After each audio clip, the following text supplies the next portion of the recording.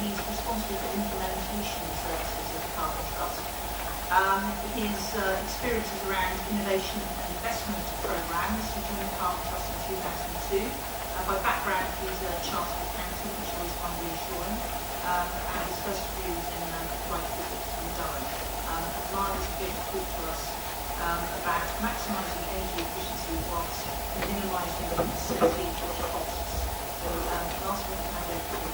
Thank you very much, and thank you everyone for coming along today and giving me the chance to come and talk to you. For those of you who are here just before the break, you'll have heard some introductions to topics of energy efficiency in business and public sector organisations, and it is very clearly the most attractive area for addressing costs and also addressing carbon emissions. But it is often the area that is less focused on. It's seen as slightly less sexy, people are less aware of it, and basically the organisation I run at the Carbon Trust is there to help organisations in the UK to unlock energy efficiency and benefit from the upsides those projects can bring. A little bit on Carbon Trust, for those of you who maybe weren't here when Tom spoke earlier. We're an independent, not-for-profit organisation, mission-led organisation. We have three key pillars to our business. The first is advice. We provide advice to business, public sector and governments. Secondly, we measure and certify the carbon impact of organisations, whether it's business or public body, or look at the impact that a product or service may have from end-to-end along the supply chain. And thirdly, we have a number of programmes, such as the one I run, looking to deploy energy efficient and renewable technologies, as well as programmes to develop new technologies, invest in new technologies. As mentioned, energy efficiency is central to the areas around climate change and the drivers in business, both in terms of generating value, increasing value, taking up opportunity, but also addressing risks, whether it be regulatory risks, pricing risks around energy costs, looking along supply chain, product development, looking for opportunities where more efficient products and services can benefit, or perhaps can reduce the cost base and therefore make those products and services more competitive. The great thing about my job is that I'm trying to get organisations to do stuff that really is sometimes described as no-brainer, but certainly very compelling. This chart here demonstrates the typical internal rate of return on energy efficient projects that we work with organisations to unlock. Probably slightly different numbers than you would find in your home. In business, businesses are more energy intensive, the opportunities are more attractive, and the paybacks are very quick. And you can see there that energy efficiency typically performs dramatically better than other business investments, and also a lot of renewable projects, even where subsidies are available. And hence the importance of businesses to focus on energy efficiency and to ensure that they are doing most efficiently how they use energy in their business. This is nothing to do with carbon. This is all to do with pounds, shillings and pence, but certainly it's the financial data we talk to our clients about. And the types of technologies and the sectors where we find these are spread across the economy and across the range of technologies, both in terms of the building environment, heating, ventilation, air conditioning, lighting. It may be what happens inside the building. If it's a hotel, it might be the catering equipment. If it's a factory, it may be motors, drives, compressed air. There's opportunities and very compelling, attractive opportunities across all these technology areas.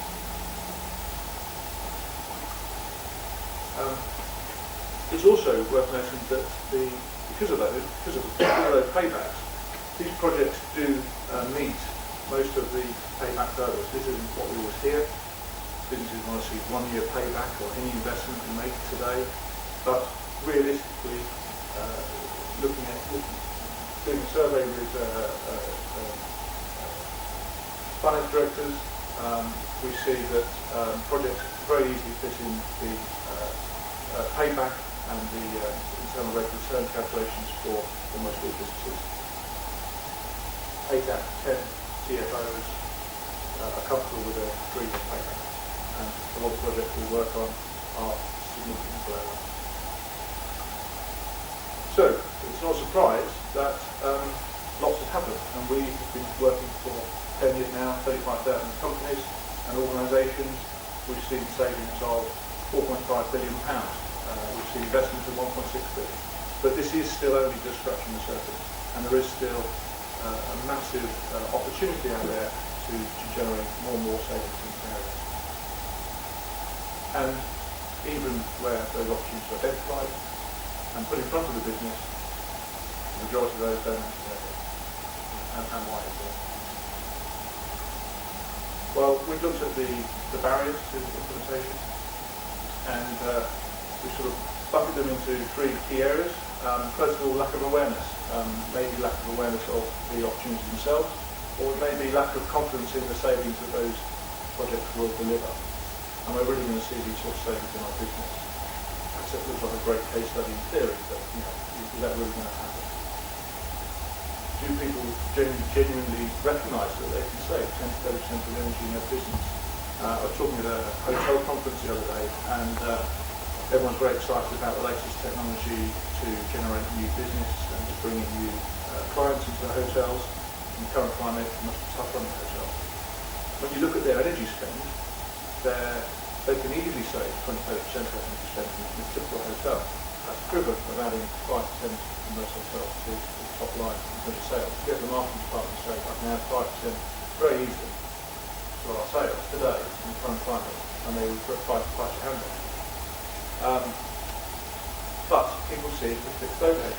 People see it as, unfortunately it keeps going up ahead of inflation. We hear more rises this last month. But people just see it as a necessary overhead. Not only is it not an fixed overhead, but a variable cost, but actually it's one of the areas where there's significant opportunity to save.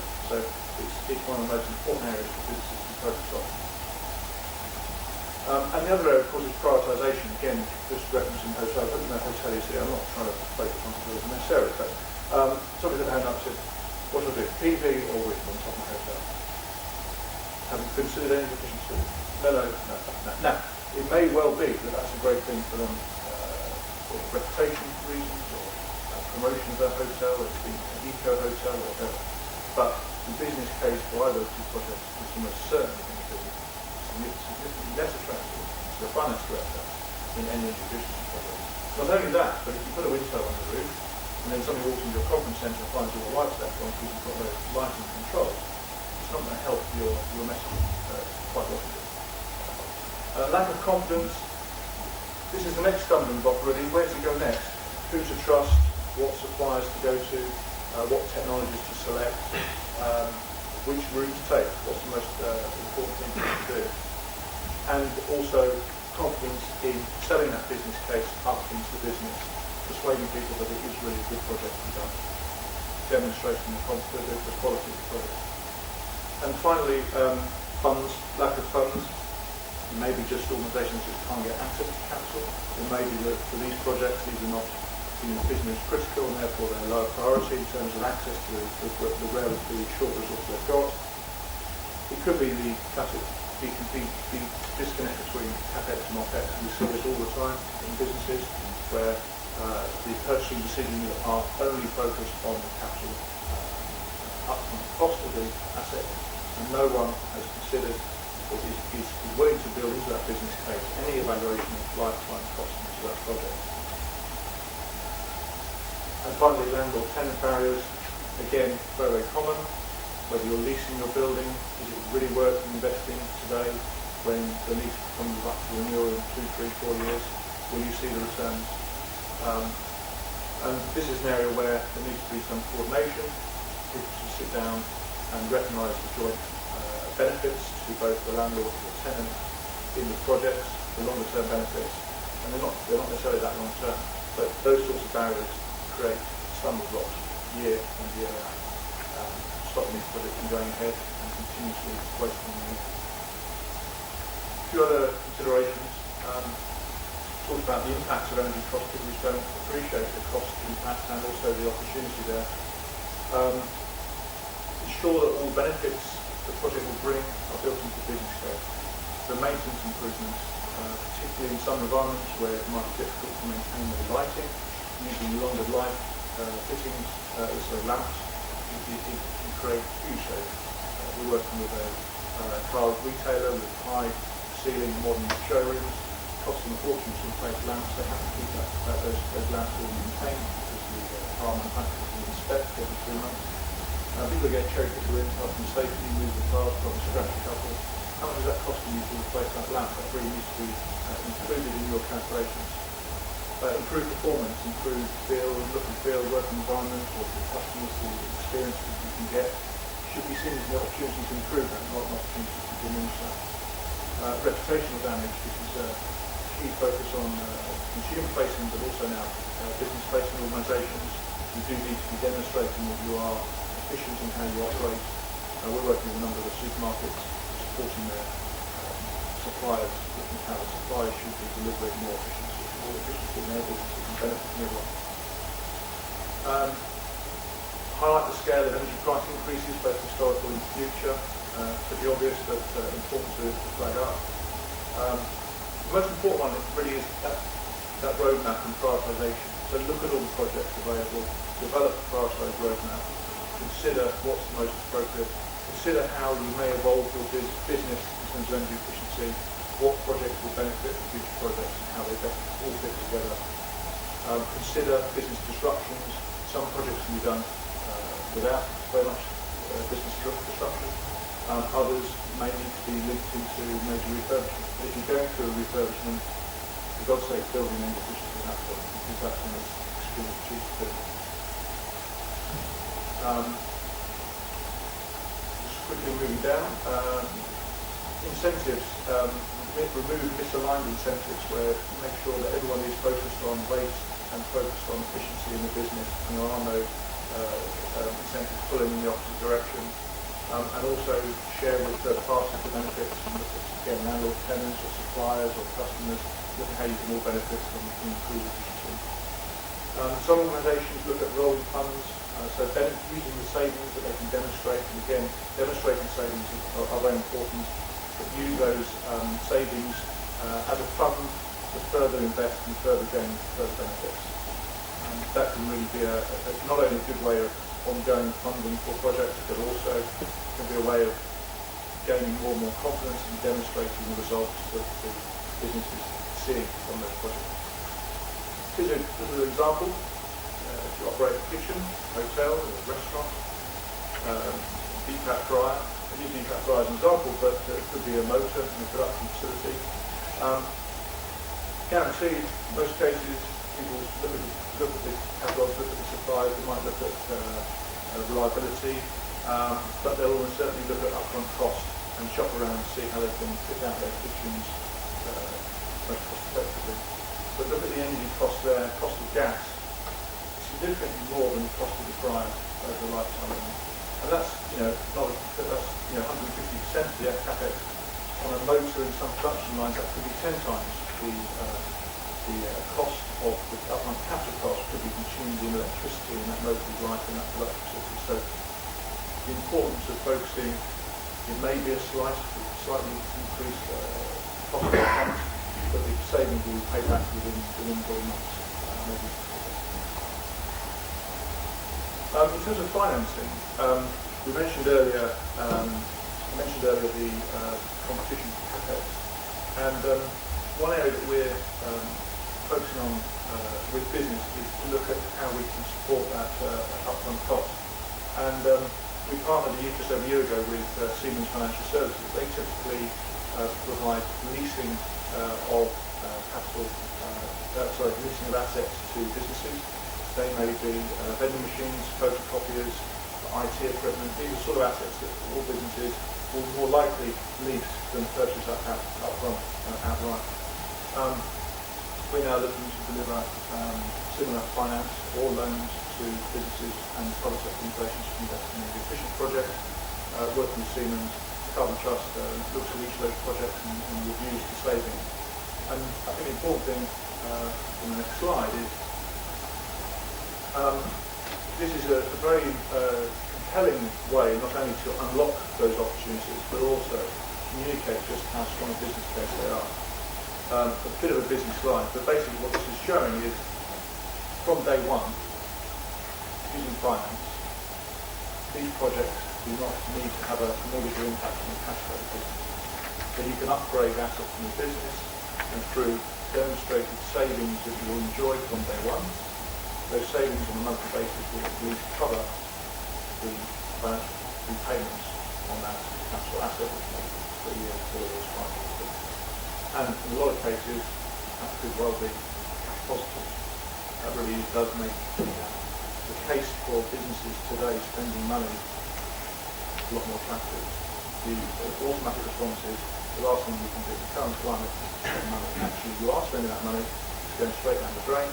Switch that into investing in new assets in the business, more reliable, better business case, and you're making money from day one. And you can see there that obviously energy cost is important, but you can build in maintenance costs, you can build in CRC benefits as well.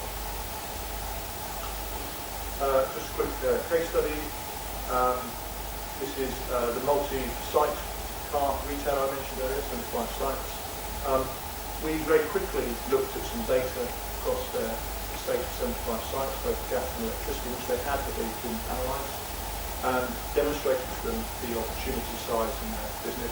You can see there 2.5 million annual energy spend, opportunities for 30% reduction, fairly straightforward to achieve. And on the top right, you can see there the types of opportunities. It's not all about capital. There is two significant opportunities there for internal and external lighting upgrades, but there's also a significant opportunity for operational improvements, operational efficiencies, using existing equipment, operating in a more efficient way, perhaps with better maintenance approaches, can also deliver significant savings. And actually, that's a great way of also getting the workforce, the management across those sites involved, looking for further opportunities, understanding the impact they have, and that has a knock-on effect beyond energy into overall efficiency and overall cost control in the business. Just finally, I mentioned earlier about supply chain. Beyond the business's own operations, we're now seeing a number of leading organisations looking beyond their own boundaries, looking at the impacts that they have on the impacts that their suppliers have, and also upstream that customers have, or the downstream in terms of energy efficiency and emissions. This is now having quite an impact on, for example, suppliers, logistics companies, manufacturers, working with some of the leading retailers and others, who are starting to ask questions of how those suppliers are improving their efficiency, becoming more sustainable, reducing their costs. So we're seeing a growth in businesses feeling pressure, feeling a need to demonstrate delivery. The great thing about energy efficiency is, as long as we can help them do it in a low-cost, easy way, the savings are compelling. So it's not trying to get into something that is not good for their business. 3 examples of that. We've worked with Ford, looking at their franchise network of dealers.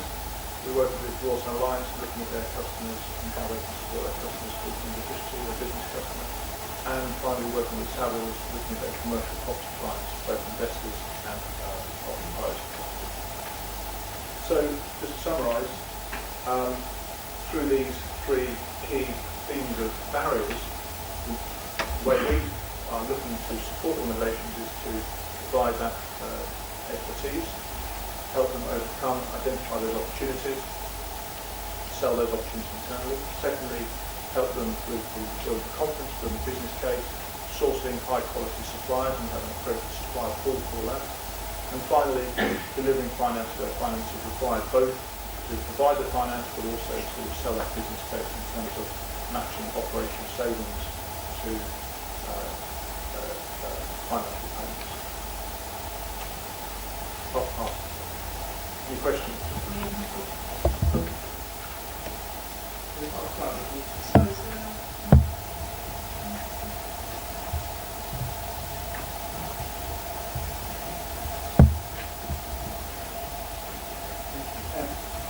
Can you say who you are and where you're from? No, it's I was not. going to switch.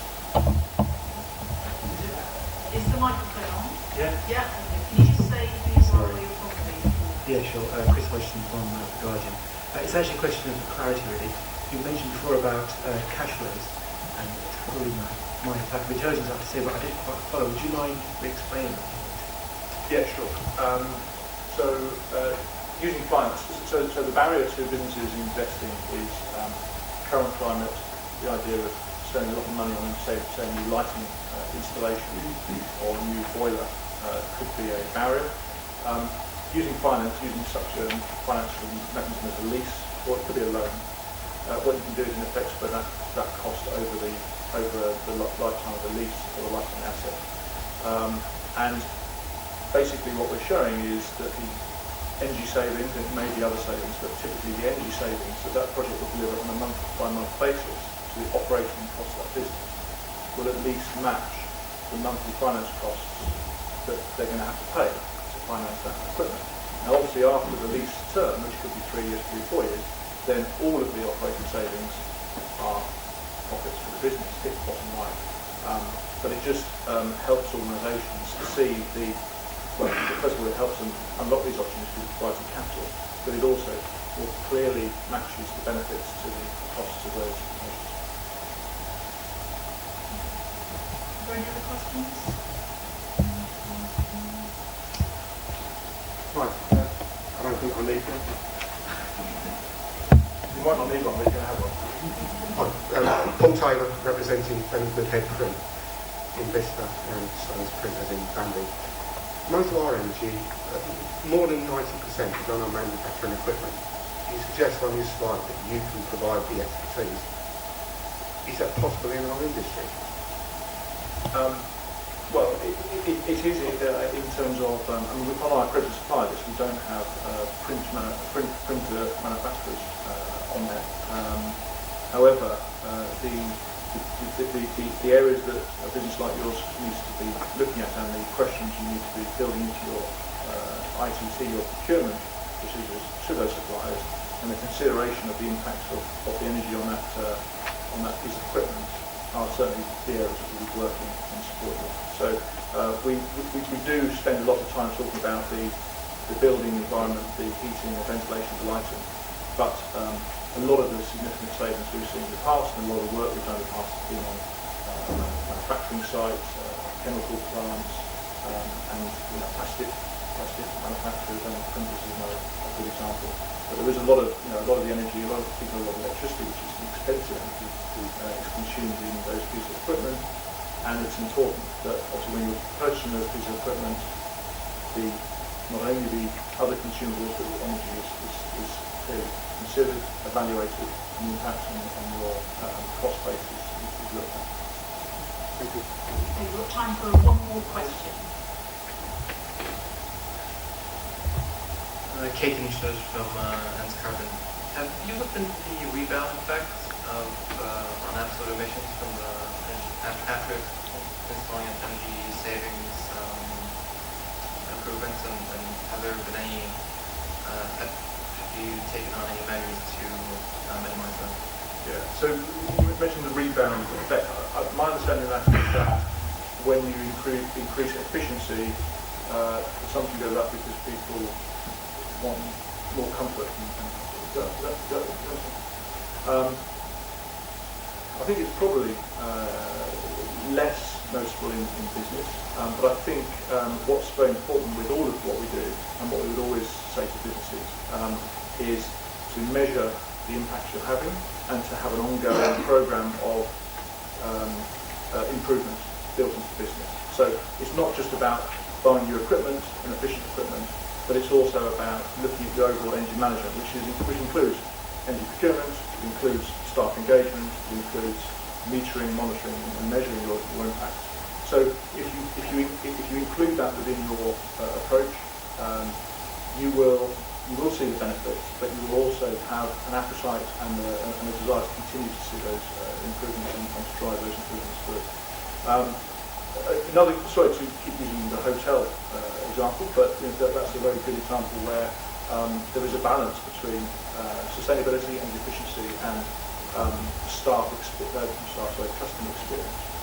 And some of the views in the hotel industry are that if you start to fight energy efficiency, you're going to damage the customer experience. Actually, if you look at some of the successes out there, organisations that have done a huge amount in terms of sustainability, a good example would be Whitbread with Premier Inn. They've really focused on sustainability across all aspects of business, but they've done it in a way that ensures that the customer gets a better experience. So they have very clear controls over the environment. They can set whatever temperature, you can have it, you have your room quite warm, but you have clear control and demonstrate control of that. But the system is designed to drop that air conditioning or heating back through the evening, through the night, when you're asleep, so that the system isn't left on, isn't left running inefficiently. So yes, the balance has to always be considered, but I think there are ways, both in terms of continually looking at the benefits that can improve, and secondly by thinking about smart ways of using technology to improve the experience, improve the environment, the work environment or the customer experience environment, without having a negative impact on the customer. Miles, thank you very much. Very interesting session.